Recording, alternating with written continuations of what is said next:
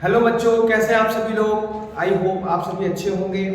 आज हम लोग सर्कुलर मोशन का टॉपिक बिल्कुल स्टार्टिंग से हम लोग पढ़ेंगे। क्या बेसिक है उसका, बिल्कुल स्टार्टिंग से पढ़ते हैं। तो without any wasting your time हम लोग स्टार्ट करते हैं। तो सर्कुलर मोशन, सबसे पहले हमारा जो मेन जो कॉन्सेप्ट है वो क्या है, सर्कुलर मोशन।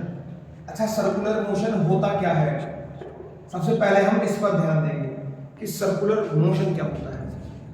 जब कोई भी ऑब्जेक्ट किसी भी सर्कुलर पाथ पर किसी भी तरह का कोई मोशन करे तो उस मोशन को हम लोग सर्कुलर मोशन कहते हैं। जैसे कि ये कोई ऑब्जेक्ट है, ये अगर सीधी किसी रास्ते पर मोशन कर रही है तो इसे कहेंगे हम लीनियर मोशन, इसे कहेंगे हम लोग लीनियर मोशन। लेकिन यही ऑब्जेक्ट जब किसी सर्कुलर पाथ पर मोशन करती है तो इसको हम बोलते हैं क्या, सर्कुलर मोशन। क्या होगा ये, सर्कुलर मोशन। इसके कुछ एग्जाम्पल हैं। एग्जाम्पल क्या है कि आप देखेंगे जो न्यूक्लियस होता है उसके चारों ओर इलेक्ट्रॉन एक सर्कुलर पाथ पर मोशन करते हैं। अगर मैं एग्जाम्पल अर्थ का ले लूं तो अर्थ सन का रिवॉल्यूशन लगाता है, वो भी एक सर्कुलर मोशन का एग्जाम्पल है। आप किसी मोड़ पर साइकिल को चलाते हैं एक सर्कुलर पाथ पर, वो भी सर्कुलर मोशन का एक एग्जांपल है। एंड द सेम वे अगर आप देखेंगे अर्थ के चारों ओर सैटेलाइट चक्कर लगाती है, या अपन नेचुरल सैटेलाइट मून की बात कर ले तो ये भी एक सर्कुलर मोशन है। तो ये कुछ एग्जांपल है सर्कुलर मोशन के। अब सर्कुलर मोशन अगर हम देखें तो सर्कुलर मोशन दो पार्ट में डिवाइड है। वो दो पार्ट कौन कौन से हैं, एक है यूनिफॉर्म सर्कुलर मोशन और दूसरा है नॉन यूनिफॉर्म सर्कुलर मोशन। जैसा कि आप सभी को पता है, यूनिफॉर्म का मतलब होता है एक समान, ठीक है। यूनिफॉर्म का मतलब ही होता है एक समान। तो जैसे कि हमने पढ़ा है यूनिफॉर्म स्पीड मतलब एक समान चाल। तो यूनिफॉर्म सर्कुलर मोशन का मतलब ये है कि जो बॉडी जो मूव कर रही है सर्कुलर पाथ पर, उसकी हर पॉइंट पर जो स्पीड है वो बराबर रहे। क्या रहे, बराबर स्पीड। हर पॉइंट पर स्पीड बराबर है। जब किसी भी सर्कुलर मोशन में किसी बॉडी की स्पीड हर पॉइंट पर बराबर रहे, अगर उसने स्टार्ट 3 मीटर पर सेकंड की स्पीड से किया है मूव करना है सर्कुलर पाथ पर, तो वो पूरे पाथ पर 3 मीटर पर सेकंड की स्पीड में ही रहे। इसको बोलते हैं यूनिफॉर्म सर्कुलर मोशन।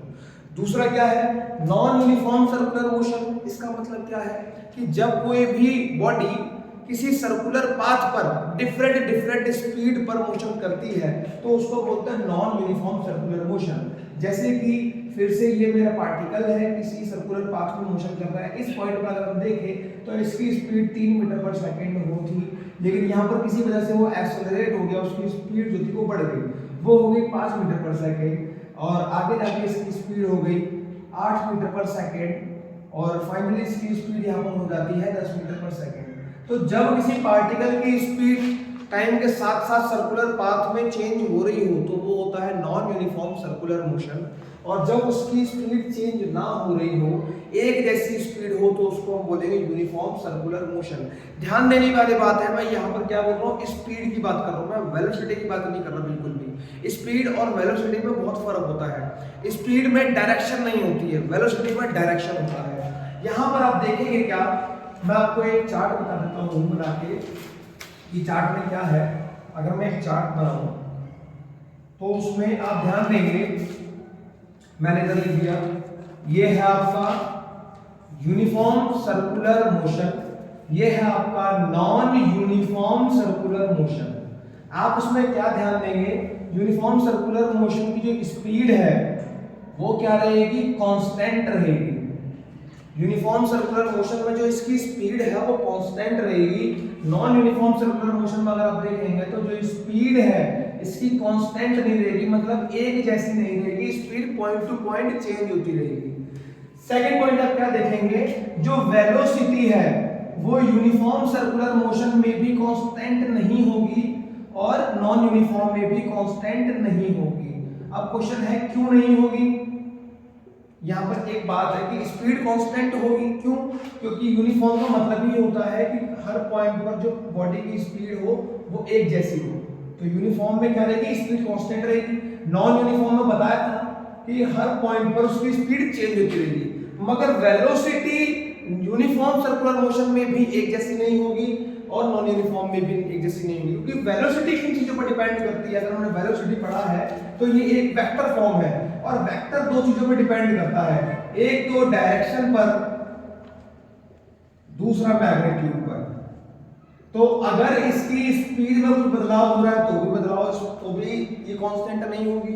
अब इसकी हमने देखा स्पीड तो एक जैसी है यूनिफॉर्म सर्कुलर मोशन की, लेकिन अब क्या देखेंगे, इसकी वेलोसिटी पहले इधर डायरेक्शन इधर तरफ थी, आगे जाके इसी पॉइंट की डायरेक्शन चेंज हो गई, फिर से इसकी डायरेक्शन चेंज हो गई।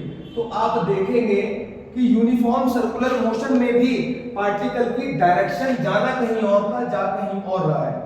तो इसकी डायरेक्शन चेंज हो रही, अगर इसकी डायरेक्शन चेंज होगी, और आपको पता है वेलोसिटी डायरेक्शन पर डिपेंड करता है, तो वेलोसिटी चाहे यूनिफॉर्म सर्कुलर मोशन हो या ना हो, नॉन यूनिफॉर्म सर्कुलर मोशन हो या ना हो, लेकिन वेलोसिटी दोनों में से किसी में भी कांस्टेंट नहीं होगी बिकॉज ऑफ इट्स डायरेक्शन। क्योंकि इसकी आप देखेंगे जब सर्कुलर मोशन में हर पाथ, हर पॉइंट पर इसकी डायरेक्शन चेंज हो रही है, जाना यहाँ था चला यहाँ गया, जाना यहाँ था फिर आगे चला गया। ये क्यों चला गया हम वो डिस्कस करेंगे। एक फोर्स है सेंट्रीपिटल फोर्स, इस वजह से चला जाता है। तब तक आप इस चीज को नोट कर लीजिए। तो अभी हम इसको डिस्कस कर देते हैं। अब हम पढ़ेंगे कुछ इसमें अलग चीज जो काफी इंपॉर्टेंट है, वो कभी कभी आपको डाउट क्रिएट कर देती है, तो उसको हम देख लेते हैं। वो है आपका लीनियर डिस्प्लेसमेंट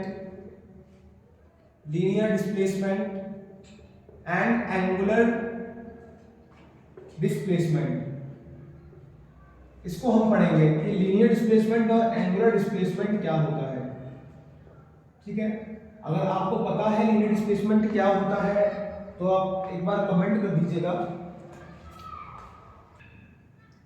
तो क्या होता है लीनियर डिस्प्लेसमेंट और क्या होता है एंगुलर डिस्प्लेसमेंट। हम लोगों ने न्यूटन्स लॉ ऑफ मोशन में पढ़ा है, उससे पहले भी पढ़ा है कि लीनियर डिस्प्लेसमेंट क्या होता है।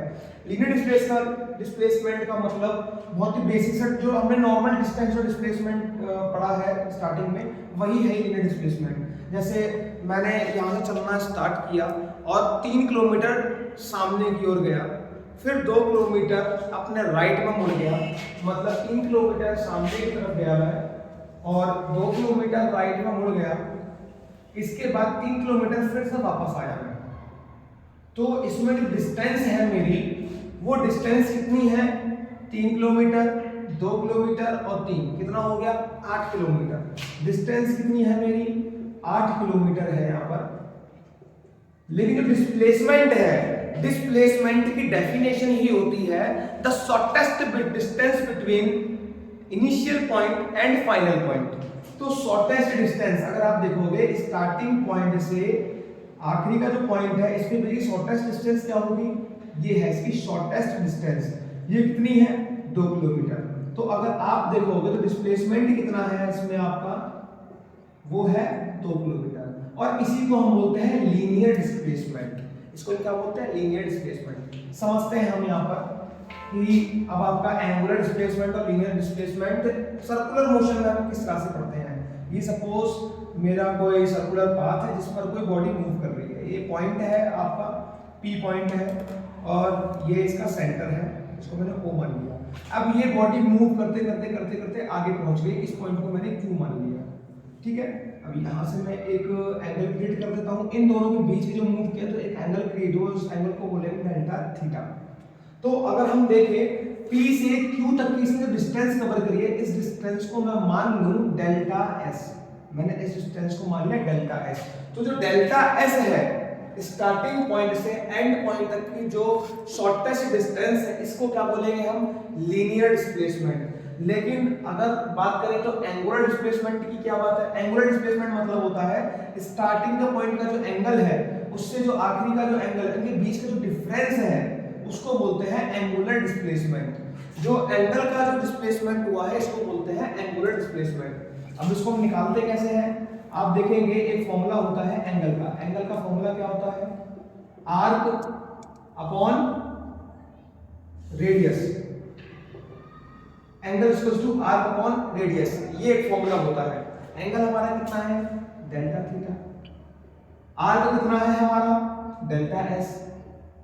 और रेडियस कितना है हमारा, मैंने रेडियस इसका r मान लिया कि r रेडियस है। इसको आप एग्जाम में कुछ भी दिया हो, 3 दिया हो, 4 कुछ भी हो सकता है, तो इस रेडियस को मैंने r मान लिया। तो यहाँ से हम देखेंगे कि हमारा एंगुलर डिस्प्लेसमेंट का फॉर्मूला निकल आएगा। आप क्या देख रहे हैं, एंगुलर डिस्प्लेसमेंट मतलब कि जो इस P से Q तक की डिस्टेंस कवर की गई है, इनके बीच में जो एंगल क्रिएट हो रहा है, इस एंगल को हम बोलते हैं एंगुलर डिस्प्लेसमेंट। यही है मेरा एंगुलर और डिस्प्लेसमेंट। इसको आप ध्यान रखेंगे और इसमें कुछ बातें होती हैं वो और बता देता हूं मैं। जैसे कि जो लार्ज एंगुलर डिस्प्लेसमेंट है वो कभी भी वेक्टर रूल को फॉलो नहीं करेगा, लेकिन जो स्मॉल एंगुलर डिस्प्लेसमेंट है वो वेक्टर रूल को फॉलो करेगा।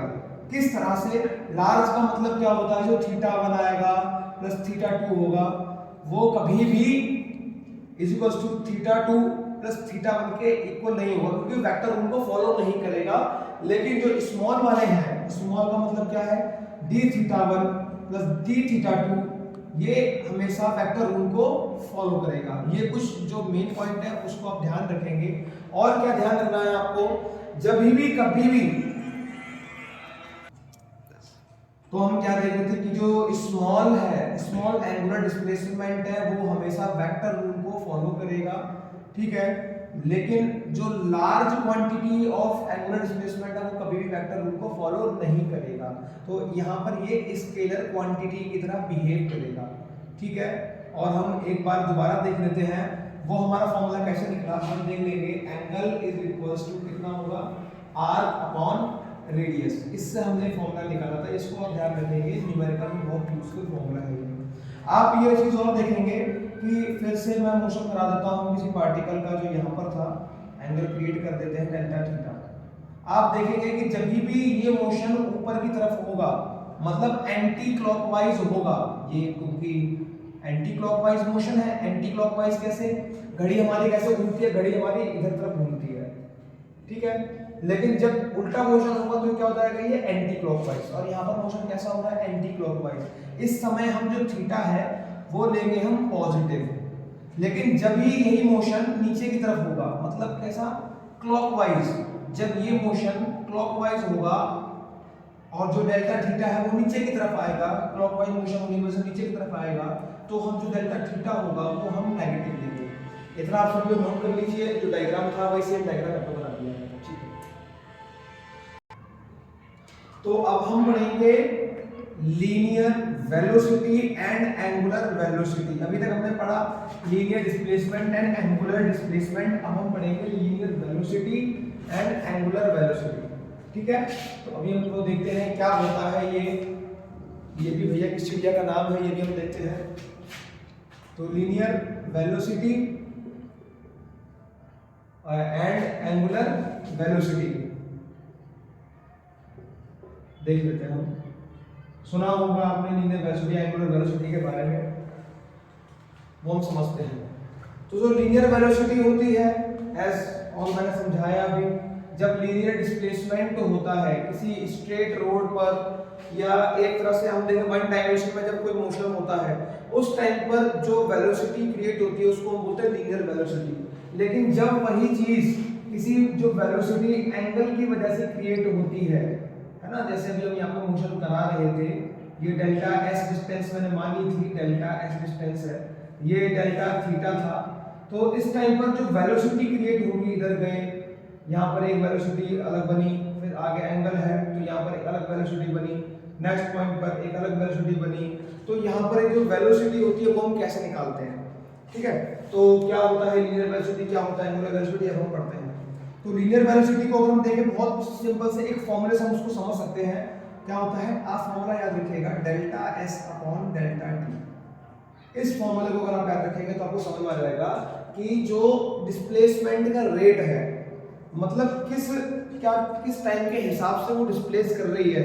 3 सेकंड में 4 मीटर दूर चली गई, 5 सेकंड में 10 मीटर दूर चली गई, तो ये क्या है, वेलोसिटी है। अगर उसकी डायरेक्शन भी चेंज हो रही है तो ये वेलोसिटी है। जो डिस्प्लेसमेंट है, डिस्प्लेसमेंट टाइम के साथ हो तो उसको हम क्या बोलते हैं, लीनियर वेलोसिटी। इसको हम लिखते किस तरीके से है, लिखने का जो तरीका होता है, हम हमेशा इंस्टेंटेनियस टाइम पर निकालते हैं, क्योंकि हमें फिक्स टाइम निकालने को बोल दिया जाता है एग्जाम में। हमें क्या बोल दिया जाएगा एग्जाम में कि 3 सेकंड में उसकी वेलोसिटी क्या थी, 3 सेकंड पर उसकी वेलोसिटी क्या है, 4 सेकंड पर वेलोसिटी क्या है। तो एक शॉर्ट इंटरवल ऑफ टाइम में निकालने को बोल दिया जाएगा। तो हम किस तरह से निकालेंगे लीनियर वेलोसिटी, हम लिमिट लगा देते हैं। लिमिट लगाने के बाद डेल्टा टी टेंड्स टू 0 करता है। डेल्टा टी जो है, जो टाइम के बीच जो अंतर है वो बहुत ज्यादा कम है, हम ये लगा देंगे। फिर क्या फॉर्मूला लिख देंगे हम, delta S upon delta T. अब हम इसको सॉल्व कैसे करते हैं, हमने कभी भी अगर आपने देखा हो तो लिमिट और कंटिन्यूटी के चैप्टर में, जो मैथ्स में चैप्टर है उसमें इसको सॉल्व करने का केवल एक तरीका होता है, उसमें हम एल हॉस्पिटल रूल लगा देते हैं और इसको हम डिफरेंशिएट कर देते हैं। तो ये क्या हो जाएगा, D S upon D T. हम इसका डिफरेंशिएट कर देंगे। तो जो लीनियर वेलोसिटी है वो किसके बराबर है कि 1 सेकंड में जितना भी डिस्प्लेसमेंट हुआ, 1 सेकंड में जितना भी डिस्प्लेसमेंट हुआ, इसको हम बोलते हैं लीनियर वेलोसिटी। ठीक है, अब हम बात करते हैं एंगुलर वेलोसिटी की। एंगुलर वेलोसिटी को सबसे पहले हम एक साइन से डिस्क्राइब करते हैं। ये साइन है वो, इसको हम बोलते हैं ओमेगा। इसको आपने सुना हो, कॉम्प्लेक्स नंबर में भी एक ओमेगा नाम का साइन है, तो वही ओमेगा से हम इसको रिप्रेजेंट करते हैं। अब इसका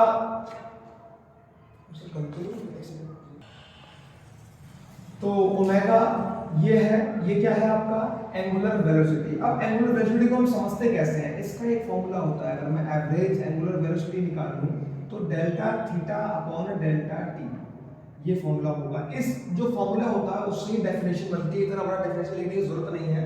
आप देखेंगे कि 1 सेकंड में जितना भी एंगल में डिस्प्लेसमेंट हुआ, 1 सेकंड में जितना एंगल में डिस्प्लेसमेंट हुआ, वो उसकी एवरेज एंगुलर वेलोसिटी है।